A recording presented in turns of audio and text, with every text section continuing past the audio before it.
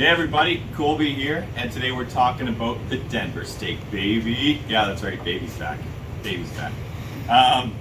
So the Denver comes from right here on the blade section of the muscle, and this is an extension of the loin. So if we take it over to our diagram here, the loin's gonna run all the way from the top sirloin here, and it's gonna run all the way to the neck. So top sirloin, strip loin with the tenderloin in there, with your rib section, and this is where the blade is, right around here, right in that, like the 1 and the 3, more on the 1, sort of ends right there before going into the clot of the neck. The good thing about the blade section is that if we're going from that sirloin to the strip loin to the ribeye ends right here, and then it turns into the blade. There's about a 4 to 6 inch section here that actually has a really nice piece.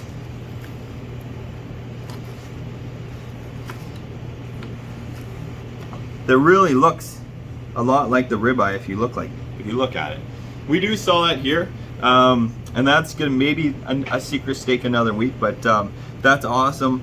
Sometimes the presentation isn't as nice as the ribeye, maybe a touch bit tougher, but really, I mean, the ribeye's ending here, and this is starting here, so how much less tender can it be, really? So that we'll talk about that another day. That's one of the cuts on this whole blade muscle. The whole blade muscle, it's super versatile. We get these blade steaks off here.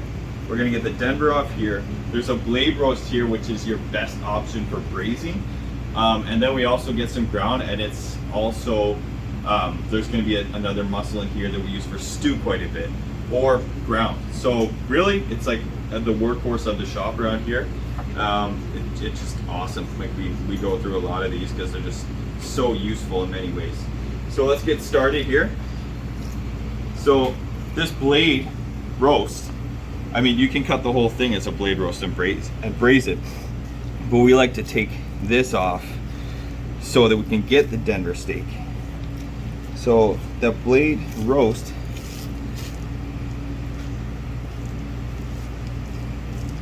sits on top. We're going to take that off.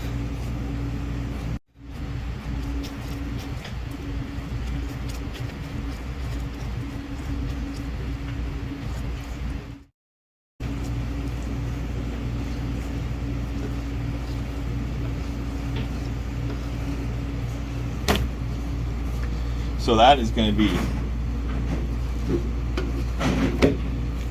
your blade muscle there, and that's going to be your tougher part of the blade, and that's going to be more for your braising cuts. And right here, this blade eye piece as I was talking about, I don't know if you want to come around here.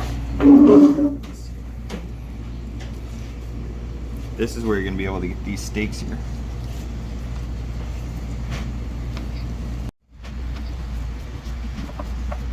I get about 1, 2, 3 of these guys. Like I said, those are really nice grilled steaks.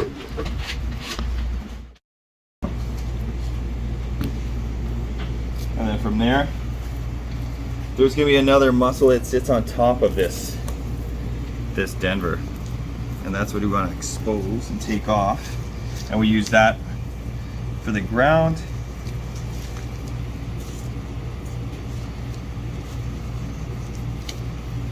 We use that for stewing.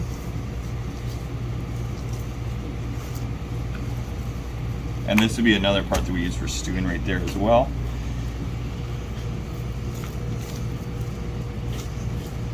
Some more pieces to take off. Like I said, there's a lot of different muscles running through here, and that's what makes it so great. And here is the Denver cut that we're looking at. So it's a whole muscle that we can cut into steaks, or we can grill whole. I'm just gonna square it up here. So that's your whole piece right there.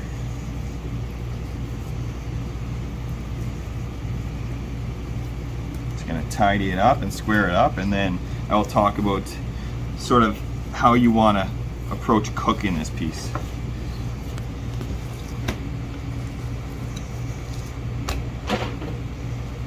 some of the sinew off.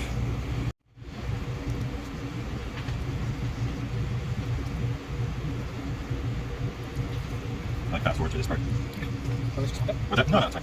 I just like going fast forward. Oh, wait.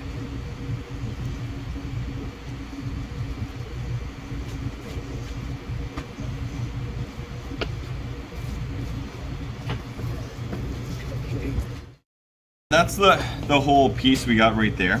And like with all the secret steaks that we do here, you notice that it's all about the grain. No matter what you're doing, always good. Even if it's strip loin, it's always good to cut against the grain. As you can see here, the grains, they start to turn on you here. So if you're cooking this as a whole piece, you got to be mindful of that. You might want to start like on an angle like that, and then getting into here, even it out to make more parallel. But another thing you can do is, and what we do usually, is cut it right in half. So then if you got this piece, you're going to be cutting on a bit of an angle, but this piece straight.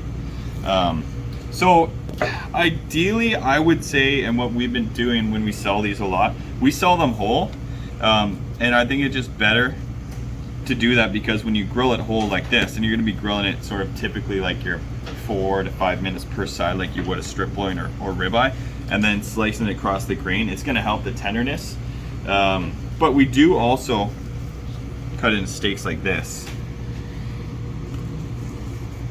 So when you do that, and you're cooking it, and then you're going to be, you know, cutting pieces with a knife and fork off of it, you're not exactly, actually you're not going against the grain, which is not ideal. But with a tender cut like this, and it is like a real nice hidden gem of the sided cattle, it's not going to make a huge difference. But I mean, you also could, if you really want to maximize the tenderness, cook it this way, and then when it's done, still slice it against the grain. You sort of got to pay attention to where it is, because when you put it on the grill, you're going to sort of lose the field of vision as to where the grain is running.